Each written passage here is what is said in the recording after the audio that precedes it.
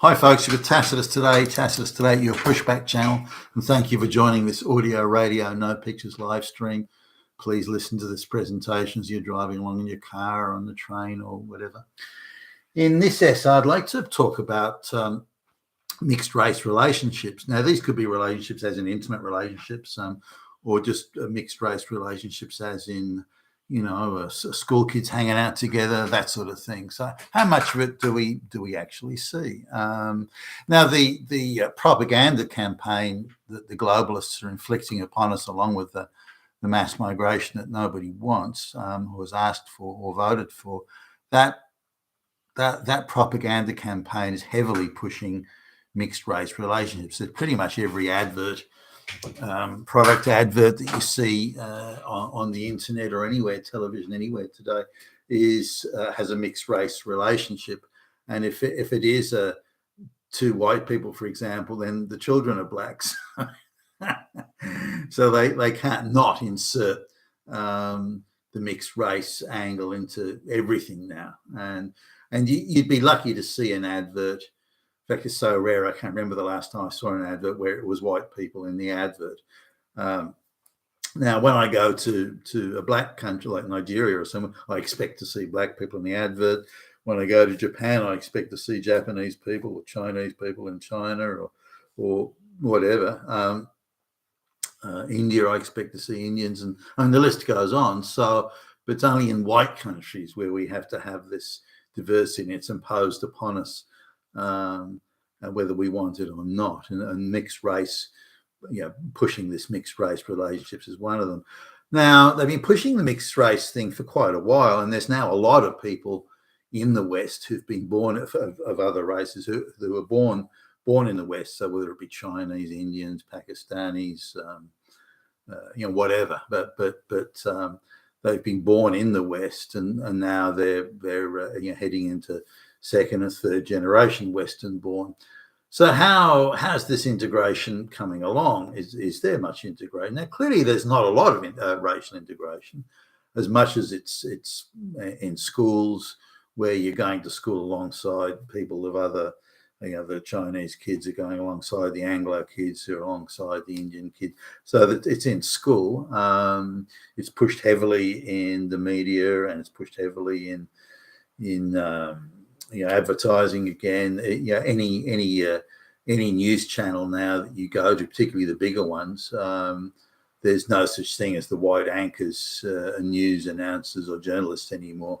More than half the journalists and news anchors are non-white these days. So we're seeing it everywhere. It's being forced on us and pushed on us, whether we want it or not, whether we agree with it or not, whether we vote for it or not. It's being pushed at us. But is it working? Now, the problem always comes back to, well, if there's no integration or not much, then it's white people's fault. White, because they're all fucking Nazis. Whereas all these brown and black people are eternally good and sweet and wonderful and so on. Can't be their fault. It's only the white people, which is, of course, an utter and total absurdity. But that's the propaganda line that we're being fed. So as I've done in the past, I was over, my wife wanted to go to a particular shop, and there's only a few of them in Sydney, and the way we were heading, this sort of place was on the way, but it's a heavy migrant area. The amount of white people, when I was a kid, this place was 100% white, but now it's probably 20% white. In fact, not even that. White people are something of a rarity actually walking around. So anyway, when my wife needed to spend some time there, so I thought, well, I'll go and sit in the shopping. So I figured I'd have half an hour. I ended up having to sit there for over an hour, by the way. But I was just watching the people going by. Now, this is a migrant-intensive area, and this is one of the first areas that was culturally and racially enriched by mass migration in Australia. This is one of the first areas in the whole. So the mass migration thing kicked off here in probably the mid 1990s, so it's 30 years now, and a lot of these migrants came in with the women already heavily pregnant and this sort of thing, and then they've got the anchor baby attitudes where the minute they arrive, they procreate, thinking that this will guarantee that they can't be evicted or move, sent out of the country later on. So the anchor baby thing is very prominent in their thinking and their behaviour.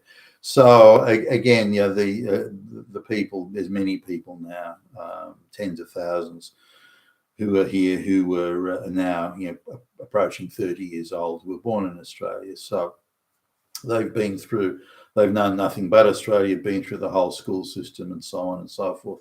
And so if you're going to see integration, racial integration, it's here, certainly in Sydney at least, here's the place where you're most likely to see it.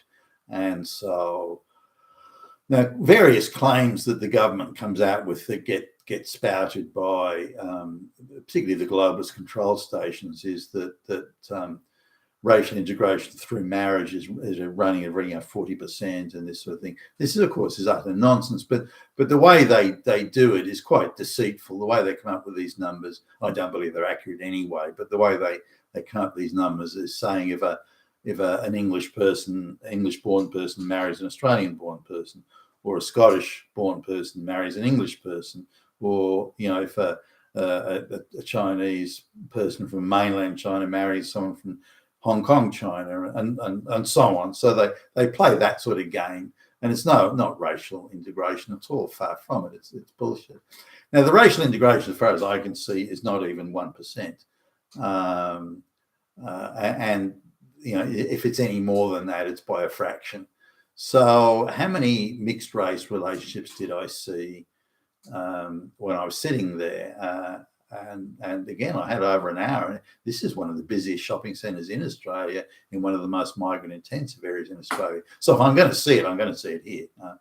And I saw one mixed race intimate relationship, a very sort of boy band, gay-looking Chinese guy, skinny Chinese guy with a very large, corpulent Western Anglo chick. She would be 2.5 times his body weight, and they were, holding hands and canoodling, and she looked retarded actually. But anyway, they were. That was the only mixed race intimate relationship I saw. There were a few groups of school kids came by where there might be, a mixture in there, but it typically would be, say, an Asian group with one red-headed, freckled, white kid in tow. The white kid was looking very put upon and looking very meek and subservient. And in every one of these groups, it was the Asian kid who was in charge, not the white kid. So the idea of white supremacy and so on is just laughable when you look at what's going on there. I didn't see any Chinese or Indian kids together. So even amongst school kids, they were hanging around in their groups. You see, the Chinese group, the Asian group, the Filipino group here, the Indian group over there. Even amongst the school kids, again, they're all born in Australia. They've known nothing but mixed race education and so on, and yet they're not mixing. The minute the school bell goes, they go straight back to their own racial groups, and all of them do that. So again, the mixed race intermingling, and it's hardly an intimate relationship. Somebody from school, but the mixed race intermingling is hardly at all, hardly any of it. So how do you get racial integration, assuming it's a goal and an objective, and it appears to be, given the globalists are constantly pumping propaganda out by the shitload? How do you get these? How is it even possible? But if it is possible, how would you go about it? How do you promote this mixed race relationship? Well, the only thing they've got, apart from showing images of mixed race, the only thing they've got, the globalists, is to just constantly denounce and accuse white people of being Nazis. That's all they do. Or fascists and racists and xenophobes. That's absolute and utter and total fucking nonsense. Now, the people that are being brought into Australia, these other races, in Australia, Indians and Chinese are the big, coming in the hundreds, millions, not hundreds of thousands, but the millions into Australia, and they don't want to integrate. You'll always get some who will. There's the Chinese chicks will happily have the white Anglo boyfriend, but when it's marriage time, it's the Chinese guy, and their families would think very ill of them if they married outside of the Chinese diaspora. It does happen, but it's usually only if they're marrying into a rich white family, then it's considered somewhat acceptable. But if you're going to marry if you're a Chinese girl or boy for that matter, an Indian's the same. If you want to marry outside of your racial diaspora just for love or lust or something like that, then that's just not acceptable. It is minimally acceptable if you marry into a shitload of money or power. And again, from these corrupt societies, I remember there was a guy I knew who was the cousin of the Prime Minister, and he had Asian chicks hanging around him like flies. Not because he was a seriously unattractive guy, but he had them hanging around like flies because, gee, if I marry the cousin of the Prime Minister, then I'll have all these benefits that'll come from it, and because they think very corruptly and in clan and clannish type sort of attitudes, they don't understand how things work in the West. But nonetheless, there just isn't any integration. But the Indians, they're absolutely fanatical about maintaining genetic purity. The Chinese, not quite as much, but still pretty serious.